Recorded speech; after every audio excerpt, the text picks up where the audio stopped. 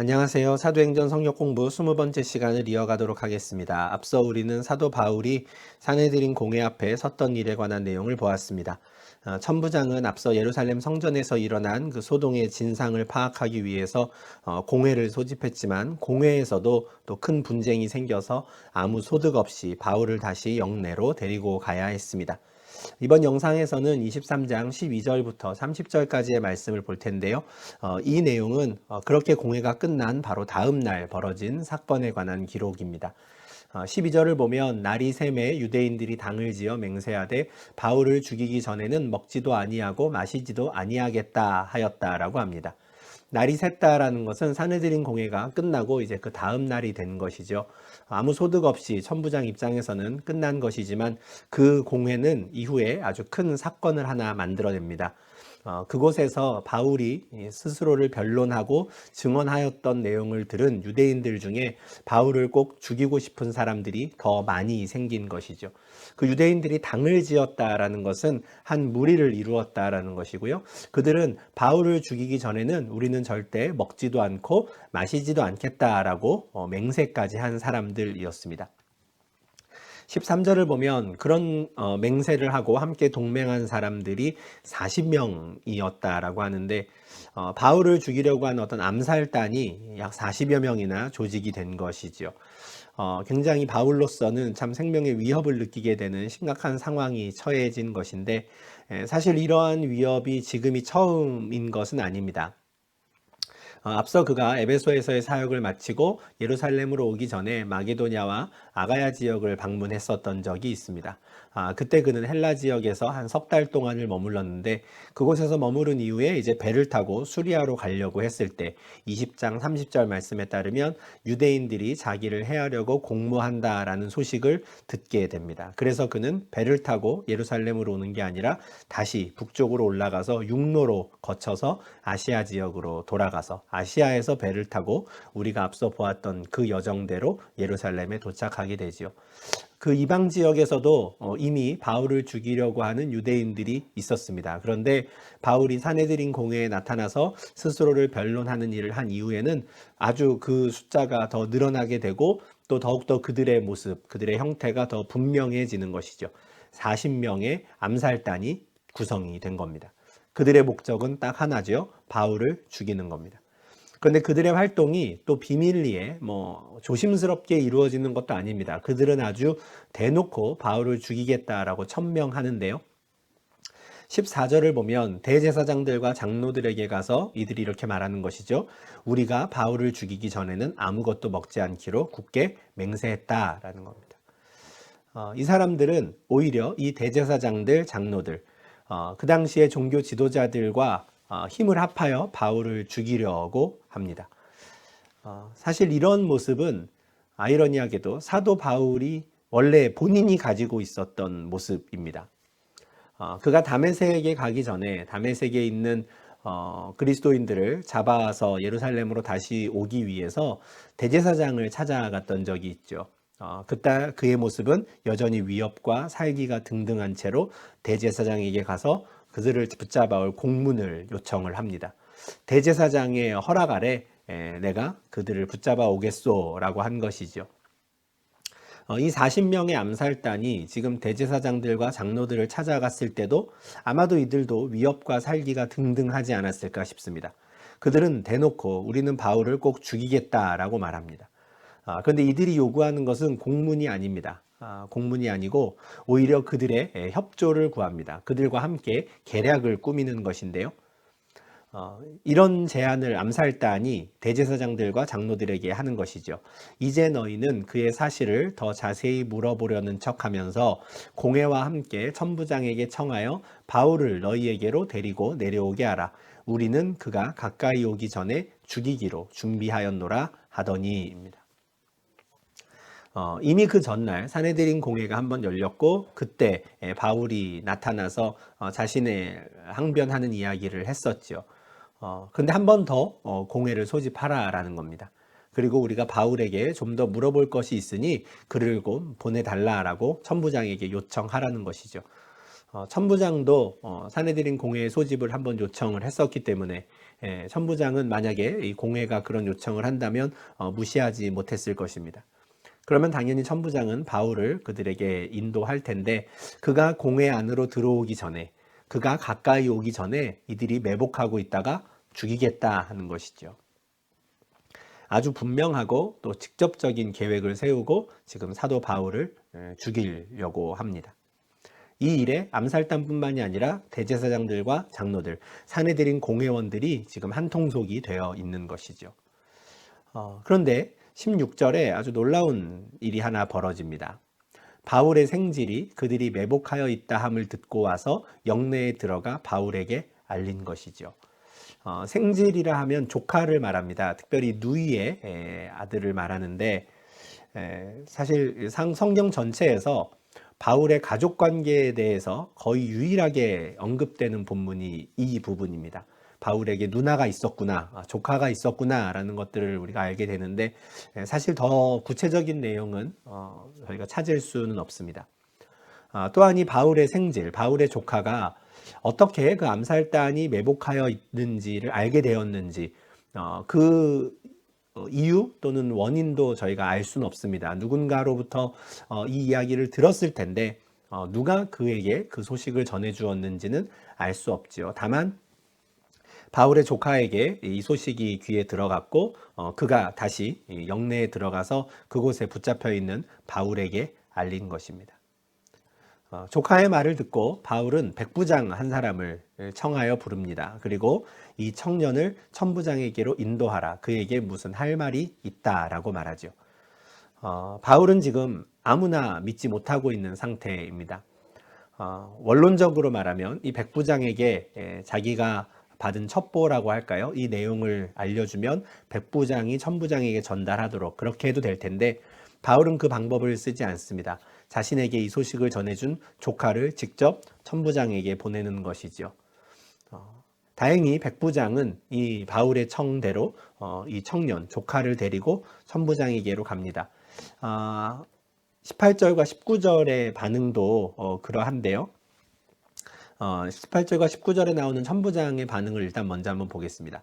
천부장에게로 데리고 가서 이르되 죄수 바울이 나를 불러 이 청년이 당신께 할 말이 있다 하여 데리고 가기를 청하더이다 하매 천부장이 그의 손을 잡고 물러가서 조용히 묻되 내게 할 말이 무엇이냐 하죠. 굉장히 친절합니다. 그죠? 앞서 백부장도 지금 바울이 이 조카를 데리고 가서 천부장을 만나게 해주시오라고 했을 때 그냥 그것을 거절하지 않아요. 18절도 보면 백부장이 천부장에게 보고할 때 바울을 뭐라고 그럽니까? 죄수라 하거든요. 죄수 바울이에요. 근데 그 죄수라고 하기에는 그의 말을 너무 잘 들어주는 것이죠. 천부장은 어떻습니까? 천부장도 마찬가지입니다. 죄수 바울이 이 청년을 당신에게 데리고 가라고 했습니다 라고 했는데 천부장은 기꺼이 그 청년, 그 조카의 손을 잡고 아무도 없는 곳에서 나에게 할 말이 무엇이냐라고 조용히 묻는 것이죠. 죄수를 대하는 백부장, 천부장의 태도가 아닙니다. 그렇다면 이들이 왜 이런 모습을 보일까? 아무래도 이 사람들은 지금 캥기는 게 있는 거예요. 우리가 앞서 보았죠. 바울이 자기가 로마 시민이다라는 것을 밝혔을 때 이들은 굉장히 당황했습니다. 로마 시민인데 죄도 정하지 않고 이들을 이미 결박하였다는 것, 그리고 심지어 그를 매로 치려고 했었다라는 것, 그것이 사실 백부장과 천부장 입장에서는 굉장히 지금 마음에 걸리는 겁니다. 혹시 그 사실이 다른 사람들에게 알려진다면, 바울이 그것을 누군가에게 고발한다면 과연 나는 어떻게 될 것인가 하는 게 지금 두려운 상태였습니다. 그러다 보니 죄수였지만 바울이 부탁하는 대로 백부장도 들어주고요. 또 바울이 보냈다라고 하니까 천부장도 그 조카를 함부로 대하지 않는 것입니다. 조카의 손을 잡고 단둘이 시간을 마련한 다음에 내게 할 말이 무엇이냐라고 묻는 것이죠. 뭔가 도와줄 일이 있다면 내가 얼마든지 도와주겠다라는 뉘앙스의 질문이 아니었을까 싶습니다. 이와 같은 천부장의 모습이 아마 좀 더 용기 있게 이 조카 입장에서는 내가 들은 말을 그대로 전할 수 있는 아마 좀 좋은 기회가 되지 않았을까 싶은데요. 천부장의 질문을 듣고 이 청년 조카는 이렇게 대답합니다. 유대인들이 공모하기를 그들이 바울에 대하여 더 자세한 것을 묻기 위함이라 하고 내일 그를 데리고 공회로 내려오기를 당신께 청하자 하였으니 당신은 그들의 청함을 따르지 마옵소서. 그들 중에서 바울을 죽이기 전에는 먹지도 않고 마시지도 않기로 맹세한 자 40여 명이 그를 죽이려고 숨어서 지금 다 준비하고 당신의 허락만 기다리나이다. 이런 말을 전하는 것이죠. 지금 이 청년이 천부장에게 부탁하는 것은 천부장이 사내들인 공회의 청함을, 사내들인 공회의 부탁을 따르지 않기를 바라고 있는 겁니다. 천부장 입장에서는 좀 부담스러운 일입니다. 사내들인 공회는 예루살렘뿐 아니라 온 이스라엘의 최고 의결기관이자 최고 사법기관, 모든 것들이, 모든 권력이 다 거기에 집중되어 있는 곳이 바로 사내들인 공회죠. 천부장은 누굽니까? 천부장은 예루살렘 지역의 치안과 안전을 담당하고 있는 책임자입니다. 앞서도 말씀드렸지만 로마가 파송한 유대 지역의 총독은 가이사랴에 있고요. 예루살렘에서 가장 높은 직급을 갖고 있는 사람은 천부장입니다. 그러면 이 천부장은 사내들인 공회와 좋은 관계를 유지해야 하는 게 아주 중요합니다. 그런데 지금 이 조카가 와서 사내들인 공회의 그 청함을 따르지 마십시오라고 말하는 것이죠. 굉장히 부담스러울 텐데 그 이유는 충분히 이야기를 들었습니다. 지금 바울을 죽이기 전에는 먹지도 않고 마시지도 않겠다라고 맹세한 그 암살단이 40명이 있는데 그들이 지금 바울을 데리고 당신이 나오기만을 숨어서 기다리고 있습니다 라고 말하는 것이죠. 천부장 입장에서는 지금 굉장히 고민되는 상황에 처했습니다. 아주 중요한 결정을 해야 하고요. 사내들인 공회 편에 설 것인가, 내가 그냥 그들의 부탁을 들어줄 것인가, 아니면 스스로 로마 시민이라고 지금 주장하고 지금 말하고 있는 이 바울의 편에 내가 설 것인가. 물론 바울의 편에 선다라고 하는 것은 좀 말이 되지 않을 수도 있지만 어쨌든 최대한 바울을 이 위협에서부터 건져내어서 그가 로마 시민으로서 합당한 재판을 받을 수 있도록 내가 할 일을 할 것인가. 이 기로에 서 있는 것이죠. 22절과 23절을 보면 천부장은 바울의 조카의 그 조언을 그대로 따르기로 한 것처럼 보입니다. 천부장이 청년을 보내며 경계하되 이 일을 내게 알렸다고 아무에게도 이르지 말라 하고 백부장 둘을 불러 이르되 밤 제3시에 가이사랴까지 갈 보병 200명과 기병 70명과 창병 200명을 준비하라 하는 것이죠. 이 청년을 보냅니다. 그리고 주의를 주죠. 나에게 이 사실을 알렸다고 아무에게도 말하지 말라라고 하고요. 그날 밤에 바로 백부장 2명을 불러서 밤 제3시에 가이사랴까지 갈 그날 밤에 바로 총독이 있는 가이사랴까지 갈 준비를 하라라고 합니다. 그 규모가 대단합니다. 보병 200명, 기병 70명, 창병 200명. 어떤 조사에 따르면, 연구에 따르면 예루살렘에 주둔하고 있었던 군대의 거의 절반 가까이 되는 인원일 것이다. 이렇게 보는 학자도 있었습니다. 바울 한 사람을 위해서 이렇게까지 할 필요가 있을까 싶기도 하지만 아마 지금 이 천부장의 마음에는 바울을 죽이려고 먹지도 않고 또 물을 마시지도 않겠다라고 한 사람이 무려 40명이나 된다라고 하는 것, 그것이 천부장에겐 굉장히 부담이 되었던 것 같습니다. 그래서 절반 정도의 군사를 떼어서 일단 바울을 가이사랴로 호송할 계획을 세우는 것이죠. 그 역할을 백부장 2사람에게 지금 맡기는 것입니다. 24절과 25절을 보면 그가 이렇게 하는 목적이 아주 분명합니다. 바울을 태워서 총독 벨릭스에게로 무사히 보내기 위하여 짐승을 준비하라 라는 말까지 하는데요. 그는 지금 바울을 가이사랴에 있는 총독, 그 당시에 벨릭스라고 하는 로마의 총독에게 보내서 그 사람의 재판을 받을 수 있도록 할 모든 준비를 지금 갖추어야겠구나라고 생각하는 것입니다. 날이 밝으면 이제 사내들인 공회에서 자신에게 바울을 다시 보내달라고 요청할 텐데 그 청함을 거절하기는 정치적으로 껄끄러운 상황이니 그냥 바로 그날 밤에 내가 그 청함을, 그 요청을 받기 전에 먼저 바울을 가이사랴로 보내겠다라고 생각하는 것이죠. 그는 지금 2가지를 이야기를 했습니다. 총독 벨릭스에게로 바울을 보내기 위해 짐승을 준비하라는 것이고요. 그를 태워서 보낼. 걸어서 가면 너무 오래 걸리니까요. 그죠? 그리고 40명이나 되는 암살단이 지금 기다리고 있다 하니 최대한 빨리 이 예루살렘을 벗어나 가이사라까지 갈 수 있도록 아마 말들을 준비하라 한 것 아닌가 싶습니다. 또한 그 편에 함께 보낼 편지도 쓰는데요. 그 편지의 내용이 참 중요합니다. 26절부터 이런 내용이 있는데요. 글라우디오 루시아는 총독 벨릭스 각하께 문안하나이다. 26절에서 우리는 드디어 그동안 천부장이라고만 나왔던 그 사람의 이름을 보게 됩니다. 글라우디오 루시아라는 천부장이었습니다. 이 사람이 처음 등장한 것은 21장 31절이었지요. 바울이 예루살렘에 왔을 때 얼마 지나지 않아서 아시아에서 온 유대인들이 소동을 일으켰지요. 그리고 그들은 예루살렘 사람들을 충동하여서 바울을 죽이려고 했었습니다. 바로 그때 그들이 그를 죽이려 할 때 온 예루살렘이 요란하다는 소문이 군대의 천부장에게 들렸는데 그때부터 지금까지 우리는 계속 천부장으로만 이 사람을 보았는데 그 사람이 보낸 편지에서 자기의 이름이 이제 등장합니다. 글라우디오 루시아이죠. 이 사람은 이제 27절부터 이어지는 편지의 내용에서 자신이 지금 이 바울이라는 사람에 대해서 알게 된 파악한 것을 아주 간략하게 기록을 하고 또 이 기록한 내용을 그대로 벨릭스 총독에게 전달하려고 합니다. 그럼 이제 그 총독은 이 천부장의 보고를 바탕으로 바울에 대한 재판을 진행하게 되는 것이죠. 그렇다면 그는 27절에서 제일 먼저 무엇을 이야기할까? 이 사람이 유대인들에게 잡혀 죽게 된 것을 내가 로마 사람인 줄 들어 알고 군대를 거느리고 가서 구원하여다가. 27절 말씀을 보면 어떤 생각이 드십니까? 저는 참 사람이 어쩔 수 없구나 하는 생각을 좀 하게 되었는데요. 이 천부장은 지금 이 바울의 편에 함께 보내는 편지 또는 보고서에서 그 시작을 자신을 변호하는 말로 합니다. 꼬투리를 잡히기 싫은 그의 마음이 그대로 묻어나는 표현인데요. 이 바울이 유대인들에게 잡혀 죽게 된 것을 내가 구원하였습니다 라고 말하는데 이것은 사실입니다. 그죠? 바울이 유대인들에게 붙잡혀서 죽임당하기 직전에 그가 나타나서 그를 건져냈죠. 그런데 그 이유가 다릅니다. 이 천부장은 로마 사람이 지금 유대인들에게 붙잡혔다라는 소식을 내가 듣고 가서 그를 구원했다라는 거예요. 전혀 사실과 다르지요.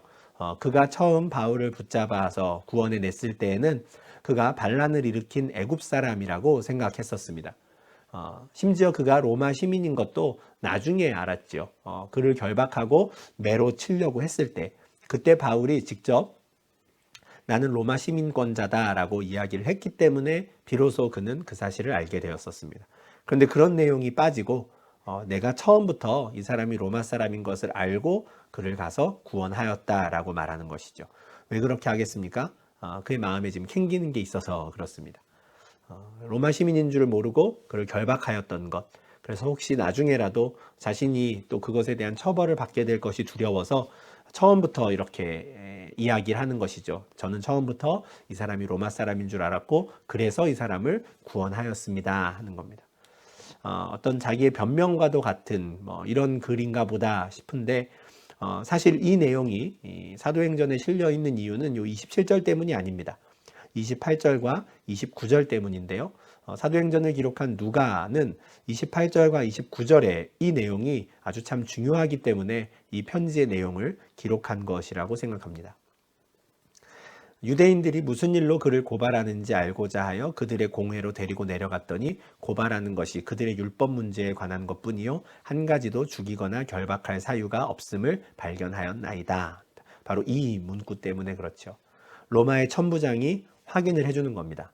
바울은 한 가지도 죽이거나 결박할 사유가 없다라는 겁니다. 그렇게 되면 어떻게 됩니까? 유대인들이 바울을 죽이려고 했던 것은 유대인들이 잘못한 것이고 유대인들이 불법을 저지른 것이 되는 것이죠. 이 내용이 사도행전에 꼭 기록되어 있어야 초대교회 많은 성도들이 아마 큰 힘이 되고요. 또 위로가 되었을 것 같습니다. 우리가 믿는 복음이 불법이 아니구나라는 것. 그리고 우리가 복음을 전하는 것이 로마의 법을 어기는 것이 아니구나라는 것. 그 확인을 우리끼리 하는 게 아니라 로마의 천부장이 고급 관리가 확인을 시켜준 것이죠. 물론 유대인들은 바울을 지금 고발한 것이 율법 문제로 싸우고는 있습니다. 이것은 사실입니다. 그러나 내가 볼 때 이 사람은 한 가지도 죽이거나 결박할 사유가 없습니다. 라고 확인을 해준 것이죠. 천부장은 이 보고서를 써야 하는 의무가 있습니다. 자신은 이 진상을 파악하기 위해서 무엇을 어떻게 하였는지를 알려야 하고요. 그 결과 자신이 내리는 어떤 소견이 필요한 것이죠. 그 소견이 바로 28절, 29절인데 이것은 사도 바울에게도 아주 중요한 의견이고요. 그리고 초대 기독교회 전체를 위해서도 아주 중요한 견해가 천부장을 통해 지금 나온 것입니다. 우리는 앞서 18장에서도 이와 비슷한 내용을 본 적이 있습니다. 18장 14절 15절인데요. 갈리오가 유대인들에게 이르되 너희 유대인들아 하고 다른 내용이 생략되어 있고요. 만일 문제가 언어와 명칭과 너희 법에 관한 것이면 너희가 스스로 처리하라. 나는 이러한 일에 재판장 되기를 원하지 아니하노라 하고입니다. 이 갈리오는 아가야의 총독이었습니다. 아가야 지역에서 바울이 아덴과 고린도에서 복음을 전하였지요. 그런데 그가 고린도에서 복음을 전하였을 때 그곳에 있는 유대인들이 바울을 또 법정에 고소하였었습니다. 그때 재판관이 아가야 지역의 총독인 갈리오였습니다. 그런데 갈리오는 이 재판을 하는 것 자체를 거부합니다. 왜냐하면 그들의 싸움은 로마의 법에 대한 것이 아니라 그들의 언어, 그들의 명칭, 그들의 법에 관한 것이기 때문에 그렇습니다. 로마의 총독이 공식적으로 나는 이런 일에 재판장 되기를 원치 않는다라고 말하면서 지금 너희들이 싸우는 것은 로마의 법으로 따질 만한 것이 아니라 그냥 지역적인 것이다라고 넘겨버린 겁니다. 이것이 사도 바울뿐 아니라 그 당시 함께 사역했던 사람들에게 아주 큰 힘이 되었을 것이다라고 제가 이 말씀을 설명해 드릴 때 언급했었는데요. 로마 제국에서 볼 때는 지금 바울의 이 사역이 충분히 합법적이다라는 것을 이미 확인을 받았었던 겁니다. 그런데 그 확인을 지금 예루살렘에 있는 천부장이 다시 한번 해준 것이죠. 함께 동료로서 전도여행을 다녔던 누가 입장에서는 이와 같은 로마의 관리들의 공식적인 확인이 아주 중요했을 것이고 또 힘이 나는 일이었을 것 같습니다. 그래서 지금 천부장이 보낸 편지가 어느 정도 길이었는지는 모르지만 아주 중요한 내용은 이렇게 압축해서 사도행전에 기록해 넣은 것이죠. 마지막으로 30절을 보면 이제 드디어 천부장은 왜 내가 이 밤에 이 바울을 가이사랴로 보내야 하는지 그 이유를 지금 설명합니다. 내가 볼 때는 이 사람이 죽임당하거나 또는 결박당할 아무 이유가 없는데 그러나 이 사람을 해하려는 관계가 있다고 누가 내게 알려주기로 곧 당신께로 보내며 또 고발하는 사람들도 당신 앞에서 그에 대하여 말하라 하였나이다 하였더라 하는 것이죠. 아무 죄 없는 이 사람을 지금 해하려고 하는, 죽이려고 하는 사악한 계략을 세운 사람들이 있다라고 나에게 첩보가 들어왔습니다. 그래서 내가 이 밤에 얼른 이 사람을 당신에게로 보냅니다. 죽임당할 이유도 없고 결박당할 이유도 없는 사람을 보호하는 차원에서 또 당신께로 보내면 이 로마 사람이 당신께 공정한 재판을 받을 수 있다라는 것을 내가 기대하며 당신께 보냅니다 하는 것이고요.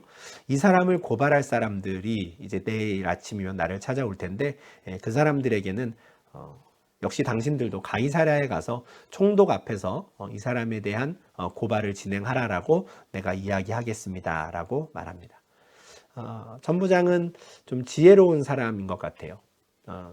27절에서 자기 자신의 잘못을 감추려고 하는 어찌 보면 지극히 인간적인 모습도 있지만 지금 만약에 사내들인 공회 측에서 자신에게 요청을 한다면 거절할 자신이 없는 상태에서 그렇지만 자신이 이 로마 시민을 보호해야 한다라는 또 나름의 의무를 수행한다는 점에서 그는 아주 좋은 계략을 만들어낸 겁니다. 그날 밤에 바로 일찌감치 로마 총독에게 보내고요. 이것은 합법적인 일입니다. 로마 시민이기 때문에 로마 총독에게 재판을 받는 것이죠. 그리고 사내들인 공회가 만약에 바울을 고발할 내용이 있다면 나에게 하지 말고 총독에게 하라라고 해서 그 사람들을 보내겠다라는 것이죠. 실제로 이날 밤에 이제 바울이 다 돌아가기 때문에 이제는 다음 날이 되면은 이 예루살렘에 있는 이 공회원들은 가이사랴까지 가서 이제 바울을 고소하고 고발하는 일들을 진행하게 됩니다. 천부장 이 글라우디오 루시아라고 하는 이 사람 덕분에 이제 바울은 예루살렘에서 자신을 죽이려고 하는 40명의 암살단이 있는 그 위험한 상황에서 벗어나서 이제 가이사랴로 이동하게 되죠. 물론 가이사랴에서도 여전히 유대인들은 그를 위협하고 또 그를 죽이려고 기세등등한 그 상태를 계속 유지합니다. 그리고 가이사랴에서 바울은 계속해서 재판을 받아야 하죠. 그렇지만 이미 예루살렘에서 바울이 이제 가이사랴로 이동한 것은 그 전날 밤에 하나님께서 천사들 예수님께서 환상 가운데 그의 곁에 나타나셔서 두려워하지 말라라고 말씀하시면서 네가 예루살렘에서 그렇게 하였던 것처럼 로마에서도 증언하여야겠다라고 말씀하신 그 일이 이렇게 천부장의 계획을 통해서 또 가이사랴에 있는 총독의 또 판단을 통해서 이 사람들의 이 여러 가지 이 과정들을 거치며 하나하나 진행되어 마침내 바울이 로마까지 들어가게 되는 이제 과정 중에 하나가 되는 것이죠. 하나님께서 약속하신 것들을 이루어가는 것의 방법이 이와 같습니다. 참 인간적으로 생각할 때는 참 힘든 하루하루의 시간들을 보내게 되겠지만 그래서 그냥 이런 것들을 다 생략하고 그냥 하나님께서 단번에 큰 능력을 보여주셔서 예루살렘에 있는 바울을 단번에 로마로 옮겨주시면 제일 좋을 것 같은데 그렇게 하지 않으시는 것이죠. 사람들의 제도와 법과 규정을 이용하셔서 그것에 따라서 예루살렘에서 가이사랴, 가이사랴에서 로마로 그렇게 이동해 가도록 하시는 것입니다. 그리고 그 가운데 누가 하나님의 편에 서 있는가 아니면 누가 하나님을 대적하는 자들인가를 구별해 내시는 것이죠.